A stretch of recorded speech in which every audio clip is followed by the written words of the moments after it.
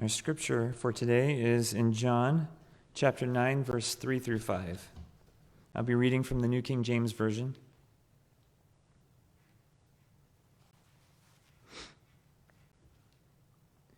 Jesus answered, "Neither this man nor his parents sinned, but that the works of God should be revealed in him. I must work the works of him who sent me while it is day. The night is coming when no one can work. As long as I am in the world, I am the light of the world." May the Lord add his blessing to the reading of his word.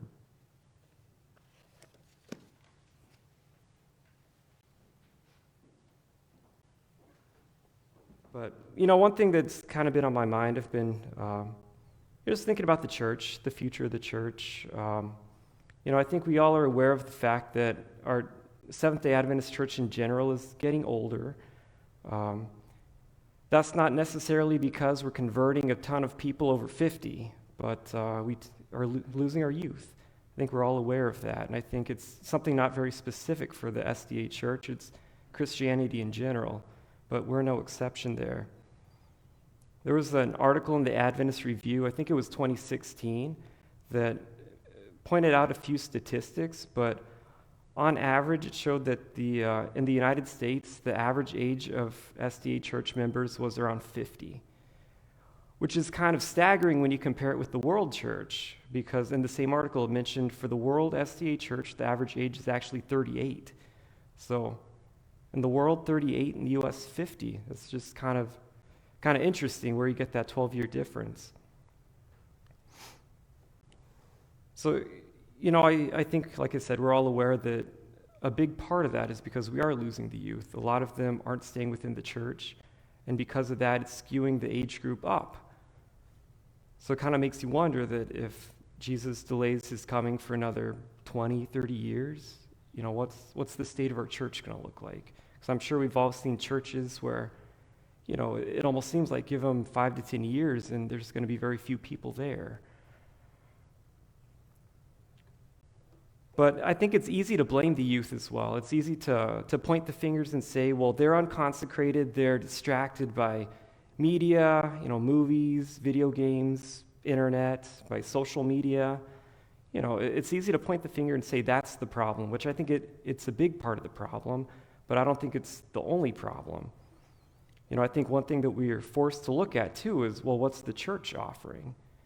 And I'm not talking about, fancy shows and stuff like that. I don't think that that's what's missing, but I think it's probably something else. There was another article in Adventist Review from last year, and if you guys want the articles, you can email me and I'll send you the links for them, but you could probably just find them on Google as well.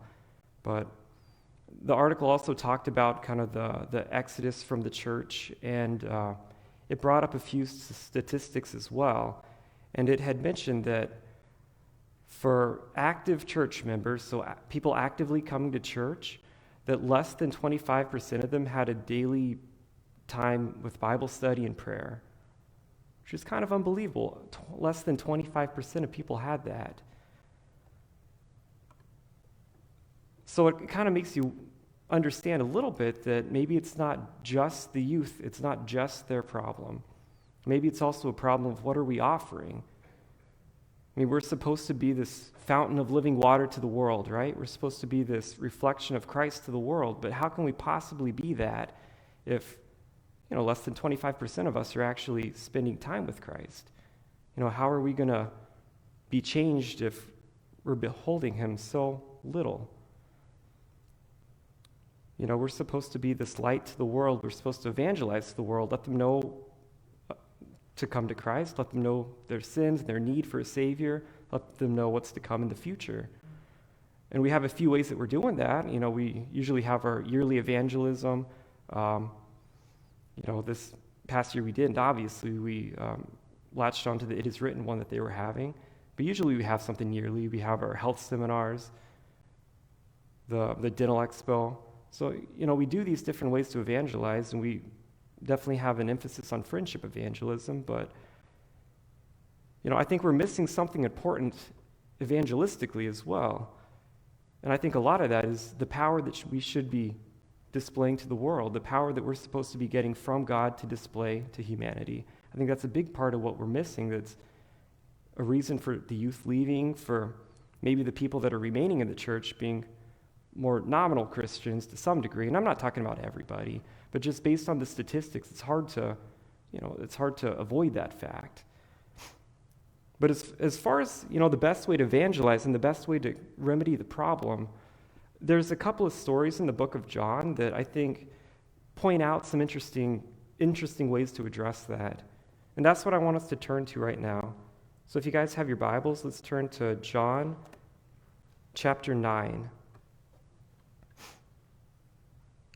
John chapter 9, and starting in verse 1, it says, "As he passed by, he saw a man blind from birth, and his disciples asked him, 'Rabbi, who sinned, this man or his parents, that he would be born blind?'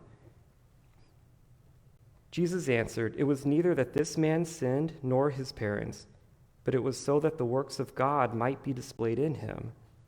So I want to stop there. The first part of Jesus' answer is expected, right? I mean, obviously this man wasn't born blind because his parents sinned or because, he was preemptively punished for a sin that he would commit later. So we expect Jesus to say it was neither that this man sinned nor his parents. But the next part is really interesting to me. But it was so that the works of God might be displayed in him. It's really interesting, right? I mean, he was born blind, and Jesus says there was a reason for that. Or there was a reason that God in his omniscience allowed this man to be blind, and it was for his glory. In one way or the other, this man was allowed to be born blind for a purpose. It was so that the works of God might be displayed in him. It kind of makes us think a little bit about the things that we're going through, right? The struggles, the trials, the handicaps maybe that we're born with or that we acquire over time. That to some degree or other, we always look at these as big negatives, which, in this world they obviously are. But I think that one thing that we tend to overlook is the fact that maybe in one way or another, God allowed this to happen so that in some way his glory could be shown through this. So let's continue in verse 4. "We must work the works of him who sent me as long as it is day. Night is coming when no man can work. While I am in the world, I am the light of the world."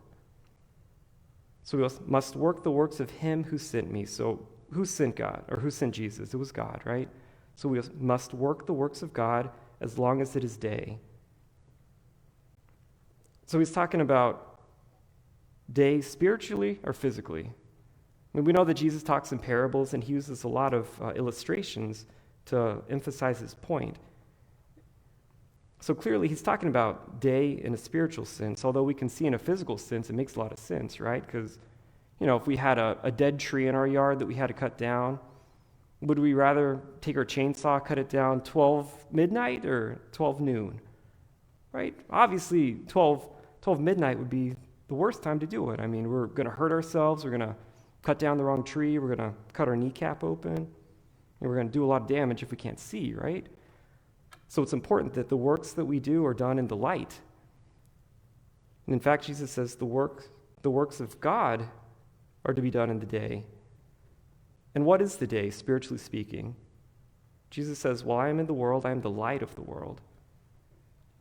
So the light is walking in the truth of Christ. "Thy word is a lamp unto thy feet and a light unto thy path." So really, the light is when we're illuminated by the truth of God, by the promises of God, and we walk in those promises and those truths. And I think he's making a connection here as well, that in order for us to display the works of God in ourselves, we have to be walking in that truth. We have to be illuminated and walking in the light of Christ's promises and the truth that he gives to us. Because if we're not walking in that light, then we're walking in darkness. And what happens when we walk in darkness? Despite our best efforts, despite the fact that we're doing something good by cutting down that dead tree, it's still going to maybe fall on top of our heads because we can't see what's going on, right? So despite our best efforts, even if it's for, what we think are noble purposes, if we're not walking in the light, how can we possibly display the works of God in us? And so immediately after Jesus says that, he demonstrates that point. So in verse 6, when he had said this, he spat on the ground and made clay of the spittle and applied the clay to his eyes, to the blind man's eyes, and said to him, "Go wash in the pool of Siloam," which is translated sent. Based on what we see here, did he tell the blind man why he was supposed to wash in the pool? He didn't. What we can see is that he's talking to his disciples, then he goes up to the blind man, spits in some dirt, applies that mud, that clay to his eyes, and then tells him to wash. So what's the blind man to think? That's just kind of an odd scenario, right? I mean, really, he could have just wiped it away from his eyes and gone about his day, but then I would assume that nothing would happen. And I think that's a fair assumption. Or let's say that he were to get up and, find a basin of water and then splash it over his eyes. He still wouldn't be walking in the truth and the light that Christ gave him, so I would say that he would still be blind. But what did he do? It says, so he went away and washed.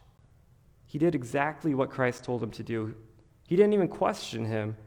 He just did exactly what Christ did, even though it probably made no sense to him. Christ didn't tell him that he would see if he did this. He just told him to do it. And so he went away and washed and came back seeing. Right? So he came back seeing. Christ had given him light. He'd given him this illumination and told him to walk in it. Right? And the man could have rejected the light, but he didn't. He didn't question it. He went, he washed in the pool, and because he was obedient to the light he was given, because he walked in that light, that's why the works of God were displayed in him. And we can see up until verse 12 what the result of that was. I mean, he saw his neighbors, he saw his family, he told them exactly what happened. He became a witness and an evangelist, basically, of what Christ had done for him. So we can kind of see that was one of the immediate results of this displaying of the works of God. This work of God in him was that this truth was shared to those who were nearest to him. But that's not where the story ends either, because we see in verse 13, they brought him to the Pharisees, the man who was formerly blind. So what was the relationship with the Pharisees and Jesus at this point? It wasn't very cordial, right? They weren't on the best speaking terms. If we look back a few chapters, John chapter 5, verse 18, it tells us that they were actually trying to kill him at this point. And Jesus himself had said that they were trying to kill him. So we also know a little bit more that later on in the story we're told that the Jews had said that anyone who confesses Jesus to be Christ was to be put out of the synagogue. So obviously this man was put in a difficult position, right? He had just had this miracle performed from Jesus, and we knew he knows who Jesus was. When he told his friends, he named Jesus by name. So he knew who Jesus was. So obviously he must have known the relationship of Jesus with the Pharisees. So he was put in a tough position where either he shares the truth of what Jesus did for him and potentially gets put out of the synagogue, or he kind of fudges the truth a little bit and wins the, maybe not respect, but at least doesn't have a target on his back from the Pharisees. But let's go in verse 14. Now it was the Sabbath on that day when Jesus made the clay and opened his eyes. Then the Pharisees also were asking him again how he received his sight. And he said to them, "He applied clay to my eyes and washed, and I see." So he told them exactly what happened. He didn't mince words. He told them exactly what Jesus did. We can see a little bit faith growing here because, obviously, like we said, that's a difficult position to be in.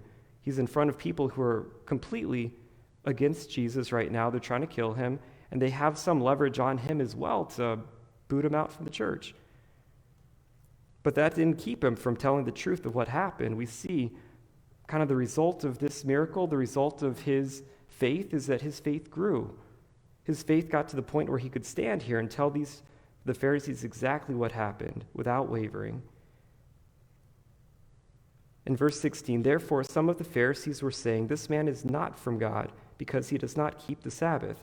But others were saying, how can a man who is a sinner perform such signs? And there was a division among them.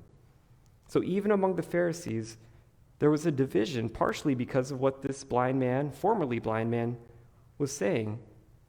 So you can kind of see the result again. Initially, he witnessed to his family friends about what was happening.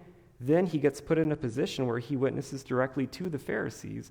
And because of that, there's a division among them. There's some that already have hearts that are somewhat softened to Jesus' word. We know Nicodemus was one of them. But then we see, because of this man's testimony, there's a division among them. Again, we see kind of the direct result again of that work of God being displayed in him, not just in the physical healing, but in the fact that he's given this faith that continues to grow to the point that, he's witnessing in a difficult situation without fear. And so the story continues that the Jews didn't believe him, the Pharisees didn't believe him that he was blind, so they got his parents to confirm that he was actually born blind. And so they questioned his parents about what happened. In verse 20, his parents answered them and said, "We know that this is our son, and that he was born blind, but how he now sees we do not know, or who opened his eyes we do not know. Ask him, he is of age, he will speak for himself." It's kind of nice, mom and dad, right? Passing on the target from their backs to their son's back, but they were afraid. And John confirms that. In verse 22, he says, his parents said this because they were afraid of the Jews, for the Jews had already agreed that if anyone confessed him to be Christ, he was to be put out of the synagogue. For this reason, his parents said, "He is of age, ask him."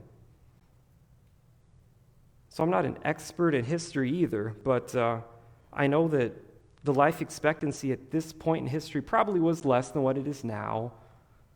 And so the fact that this man's parents were both alive, I would assume he was probably a younger man, right? He probably couldn't be that old if both parents are still alive. That's my assumption, but I feel like it's probably true, which kind of makes it all the more impressive that he's able to stand and do this. Let's continue, verse 24. So a second time they called the man who had been blind and said to him, "Give glory to God. We know that this man is a sinner." So the temperature is kind of rising a little bit, right? The pressure's building. His parents didn't want any part of that, so they passed, the buck on to their son. And then the Pharisees are being more aggressive in their questioning. They're kind of feeding him the answer that they want to hear. This man's a sinner. Give glory to God. And in verse 25, I think is one of the most beautiful verses in the Bible. It just kind of touches me when I read that. Because again, this man, probably a younger guy, with all this pressure building up, his faith continues to grow.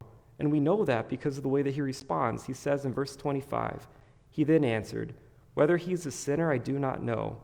One thing I do know, that though I was blind, now I see." This guy is not backing away at all. He's continuing to press the point that this miracle was performed by Christ. How many of us can say that too, right? We're all born blind spiritually. There's no doubt about that. And one of the problems that Jesus has with the Laodicean church is what? That they're blind, right? And the remedy specifically for the blindness that he gives them is he tells them to, buy for me this eye salve so that you can see. How many of us have truly purchased that? How many of us have truly spent the time getting to know Christ to allow him to change us and to give us that spiritual discernment that we need so that we can say, like this blind man, or formerly blind man, that though I was blind, now I see. In verse 26, so they said to him, "What did he do to you? How did he open your eyes?" He answered them, "I told you already, and you did not listen. Why do you want to hear it again? You do not want to become his disciples too, do you?" So this guy is 100% bold right now. There's no question about that. He's not quivering. He's showing no fear. He's actually going on the offensive a little bit too. But again, we can kind of see just with building up faith, he gets to this point where he's able to stand in front of this group of Pharisees and show no fear and be a force for Christ and what Christ has done for him. In verse 28, they reviled him and said, "You are his disciple, but we are disciples of Moses. We know that God has spoken to Moses, but as for this man, we do not know where he is from." The man answered and said to them, "Well, here's an amazing thing, that you do not know where he is from, and yet he opened my eyes. We know that God does not hear sinners, but if anyone is God-fearing and does his will, he hears him. Since the beginning of time, it has never been heard that anyone opened the eyes of a person born blind. If this man were not from God, he could do nothing." They answered him, "You were born entirely in sins, and you are teaching us?" So they put him out. So I just think that's really impressive. Again, just the fact that faith continues to build to the point that this man is preaching without fear to this group of Pharisees, and as a result, we see they put him out.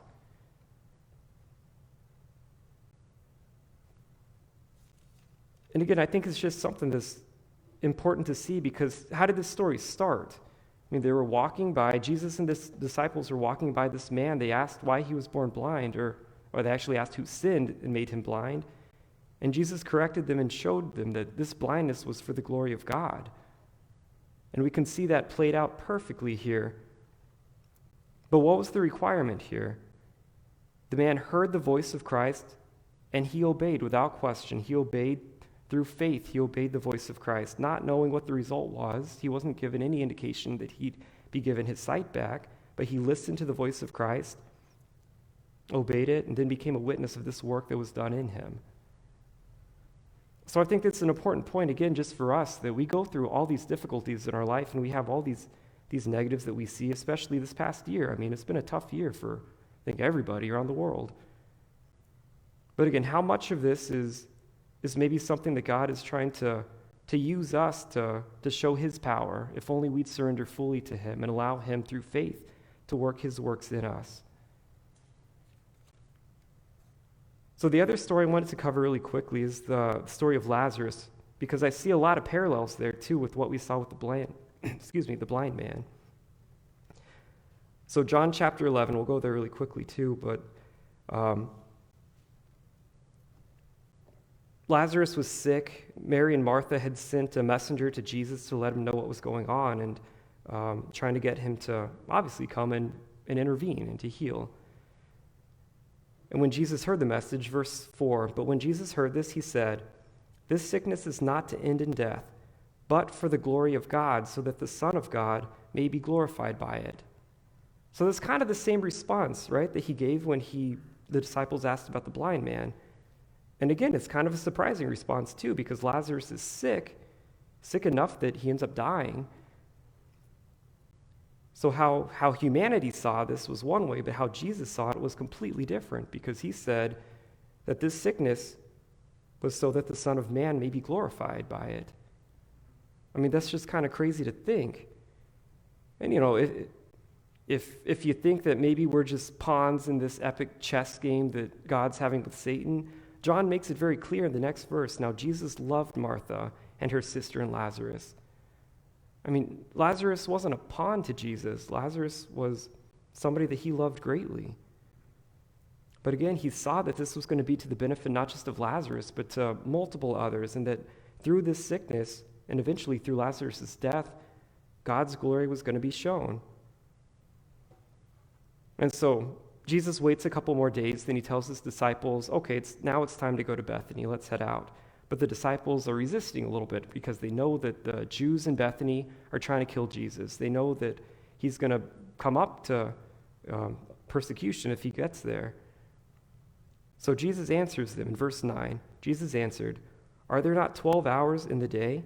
If anyone walks in the day, he does not stumble, because he sees the light of this world. But if anyone walks in the night, he stumbles, because the light is not in him." So again, it's kind of the same thing that he said before to the disciples when they were talking about the blind man. He was talking to them about walking in the light. Because again, walking in the light is one of the big requirements for us to really demonstrate the power, the glory of God in our lives. We have to walk according to the light that we're given. And we have to walk by faith according to that light, even if we don't understand it. And so Jesus, the disciples end up going to Bethany. Martha comes out to meet Jesus. In verse 21, Martha then said to Jesus, "Lord, if you had been here, my brother would not have died. Even now, I know that whatever you ask of God, God will give you." So that's kind of cool too, that it looks like she's blaming Jesus a little bit here because he wasn't there. But then we see the degree of her faith that she says, even now that my brother is dead, even now that he's buried in the tomb, even now, I know that whatever you ask of God, God will give you. Jesus said to her, "Your brother will rise again." Martha said to him, "I know that he will rise again in the resurrection on the last day." Jesus said to her, "I am the resurrection and the life. He who believes in me will live even if he dies, and everyone who lives and believes in me will never die. Do you believe this?"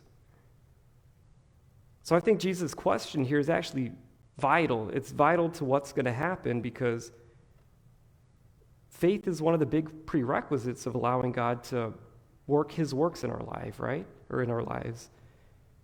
When Jesus was in Nazareth, he wasn't able to do many miracles. But why? It was because of their lack of faith, right? That's very clear. We can actually turn to Matthew 13. To confirm, Matthew 13, verse 58. We'll go to 57. And they took offense at him, but Jesus said to them, "A prophet is not without honor except in his hometown and in his own household." And he did not do many miracles there because of their unbelief. So I think Jesus' question to Martha is important. Do you believe this? Do you believe that I'm the resurrection and the life? Because whether or not she and the people around her believe it is very important to what's going to happen next. And her answer is, "Yes, Lord, I have believed that you are the Christ, the Son of God, even he who comes into the world." It's a good answer, right? It's a really good answer. No hesitation. Yes, you are the Son of God. And so the story goes on. Martha calls Mary. Mary falls at the feet of Jesus and presents the same question or the same statement about, if he was here, Lazarus wouldn't have died. And again, demonstrating the love of Jesus for, not just Lazarus, but for Mary and Martha and for all that was going on. When he got to the tomb, he wept. Jesus loved Lazarus. Lazarus wasn't just a pawn for Jesus in this, battle with Satan. But then verse 38, so Jesus again, being deeply moved within, came to the tomb. Now it was a cave, and a stone was lying against it. Jesus said, "Remove the stone." So Jesus is about to bring a man back to life. Could Jesus remove the stone himself? I think without question he could have. We know that he could have just told Gabriel to push it out of the way. He could have done a number of things to get rid of the stone, but he didn't. He told them to remove the stone. So why would he do that? We see that he asked Martha, after he made the statement that he's the resurrection and life, he asked Martha, "Do you believe this?"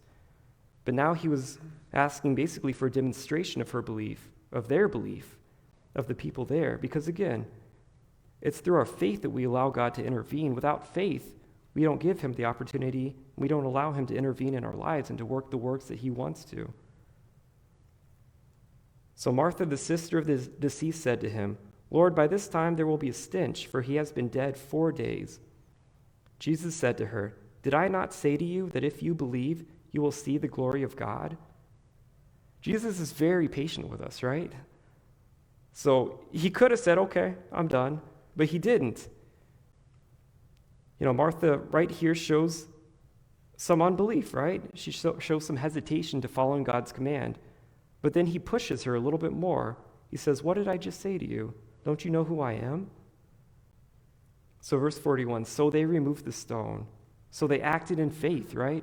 So ultimately, with a little bit of prodding from Jesus, they act in faith. They remove the stone, not knowing exactly what he's going to do, but they know that Christ, the Son of God, told them to move the stone, so they do it. Then Jesus raised his eyes and said, "Father, I thank you that you have heard me. I know that you always hear me, but because of the people standing around, I said it, so that they may believe that you sent me." When he had said these things, he cried out with a loud voice, "Lazarus, come forth." The man who had died came forth, bound hand and foot with wrappings, and his face was wrapped around with a cloth. Jesus said to them, "Unbind him and let him go." Therefore, many of the Jews who came to Mary and saw what he had done, believed in him. So again, this whole story, this whole scenario all started because Jesus saw something in this illness. Jesus saw something in this sickness of Lazarus that nobody else saw. He saw an opportunity to display his glory. But again, it wasn't just something that he forced upon them. It was something that really required complete submission to him, complete faith in him and his word. Because again, he gave them instructions, he gave them light. They were to trust in him and to walk in that light. And because of that, Lazarus was raised from the dead. And because of that, because of this glory that was shown, many of the Jews who came to Mary and saw what he had done believed in him. So again, I think a big part of evangelism, a big part of our witnessing to the world is creating these opportunities for God to intervene through our faith, through our complete submission to him, through the fact that we'll listen to Christ even if we don't understand why he's telling us to do what he tells us to do. And I think that's just something that we all need to pray about, because again, with what was reported, less than 25% of active church members actually spending time daily in prayer and Bible study. How can we ever expect to show the glory of God and to be in a position where he can show his glory through us if we're not living that life of faith, if we're not living that life of complete surrender to him? And that's something that I think is important, not just for the youth who are leaving the church, but for the people who are staying in the church, because I think it's important for us to make sure that church isn't just a weekly club and get together. We could do a knitting club or something for that, but it's supposed to be a whole lot more than that. It's supposed to be that fountain of living water to the world, and that fountain's supposed to be within each one of us. So I think that's something that we need to focus on for reaching the world. I think we need to start with that fountain within us so that we can spread that to others. And again, I think it's important that we continue with, our evangelistic seminars, we continue with our friendship evangelism, but we have to make sure that when we bring people to this church or when we ask our youth to stay in this church, we're asking them to stay in something that contains the power of God that's demonstrated in the lives of everybody here. So that's something that I just pray that we'll all take to heart and to spend time with Christ, spend time in prayer and Bible study, spend time allowing him to grow our faith and to give us these opportunities, especially in these tragedies, to display his power. Because so many times that we don't do that, it's just these wasted opportunities that God could have had to intervene and to demonstrate his power to others. So I just pray that we would have that mindset that no matter what, we grasp hold of God through time with him and allow him to share his light, share his glory to the world through us.